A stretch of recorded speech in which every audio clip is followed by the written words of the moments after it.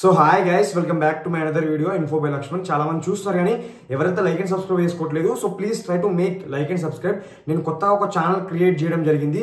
So ఈ video description లో అవుతుంది. సో ప్లీజ్ వెళ్ళి సబ్స్క్రైబ్ చేసి నన్ను సపోర్ట్ చేయండి. అండ్ గైస్, మీకు ఏమైనా డౌట్స్ ఉంటే కనుక ఈ వీడియో కమెంట్స్ లో అయితే పెట్టండి. నేనైతే పిక్ చేసుకొని కమెంట్స్ ని నెక్స్ట్ వీడియోలో అయితే మీరు అడిగినటువంటి కామెంట్స్ కి అయితే నేను వీడియో చేసి అప్లోడ్ చేస్తాను. సో ఫ్రెండ్స్, మనకి ఒక్కసారి సెకండ్ మెరిట్ లిస్ట్ చూసుకుంటే కనుక ఈ ఆంధ్రప్రదేశ్ మరి తెలంగాణది, తెలంగాణకు వచ్చేసి సెకండ్ మెరిట్ లిస్ట్ దాదాపుగా 500 వేకెన్సీస్తో అయితే మనకైతే సెకండ్ మెరిట్ లిస్ట్ రిలీజ్ కావడం జరిగింది. అండ్ ఏపీకి చూసుకుంటే కనుక దాదాపుగా 700 మెంబర్స్తో అయితే సెకండ్ మెరిట్ లిస్ట్ అనేది రిలీజ్ కావడం జరిగింది ఆంధ్రాకి.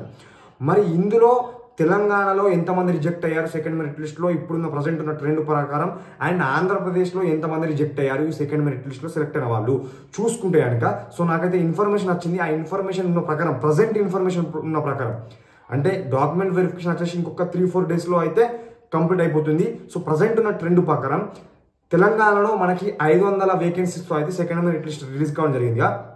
ఇందులో దాదాపుగా 300 మంది అయితే రిజెక్ట్ అయ్యారు. అంటే ఈ 300 మందిలో ఇంక్లూడింగ్ వెళ్ళని వాళ్ళు చాలా మంది ఉన్నారు, వెళ్ళి రిజెక్ట్ అయిన వాళ్ళు చాలా మంది ఉన్నారు. ఓకేనా, 500 మందిలో 300 మంది రిజెక్ట్ అయ్యారు తెలంగాణలో. అండ్ ఆంధ్రప్రదేశ్లో చూసుకుంటారంటే సేమ్ గైస్, దాదాపుగా 700 మెంబర్స్తో అయితే మనకి సెకండ్ మెరిట్ రిలీజ్ చేశారు. ఈ సెకండ్ మెరిట్ లిస్ట్లో ఎంతమంది రిజెక్ట్ అయ్యారని చూసుకుంటే కనుక దాదాపుగా 400 మంది ఆర్ 350 మంది అయితే రిజెక్ట్ అవ్వడం జరిగింది. ఫ్రెండ్స్, మరి ఇంతమంది ఎందుకు రిజెక్ట్ అవుతున్నారు తెలంగాణలో మరి ఆంధ్రప్రదేశ్లో? చాలా మంది జాబ్ రాక ఫీల్ అవుతున్నారు.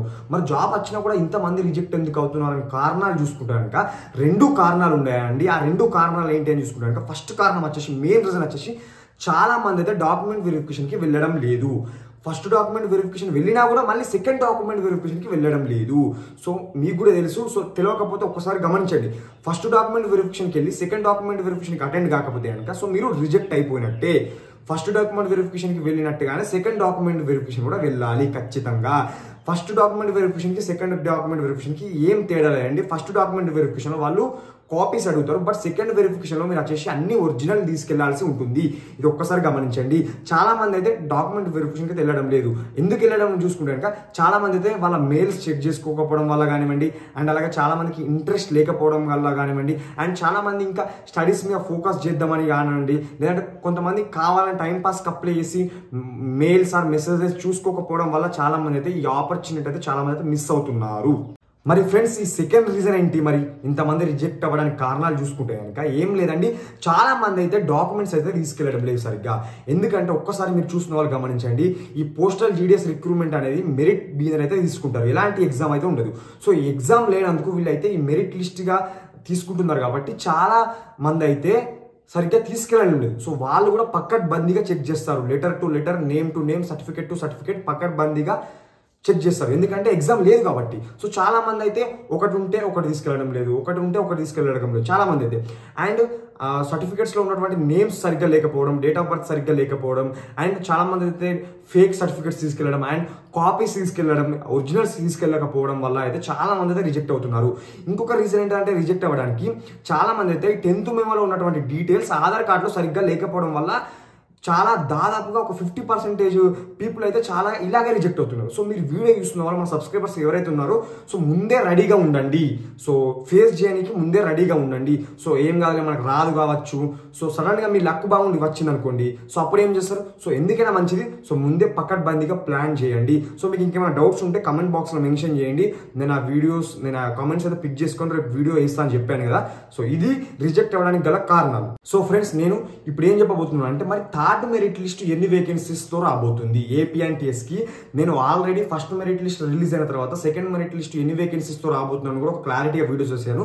సో చూడండి కావాలంటే. సో నేను చెప్పినట్టుగానే వేకెన్సీస్తో అయితే రిలీజ్ కావడం జరిగింది. ఒక 5-10 ఆర్ వేకెన్సీస్ అటు ఇటు, కానీ దాదాపుగా నేను చెప్పినట్టుగానే మెరిట్ లిస్ట్ అయితే రిలీజ్ అయింది, సెకండ్ మెరిట్ లిస్ట్. అండ్ ఇప్పుడు కూడా చెప్తున్నాను అండి, మరి థర్డ్ మెరిట్ లిస్ట్ ఎన్ని వేకెన్సీస్తో రాబోతుందని చూసుకుంటాను.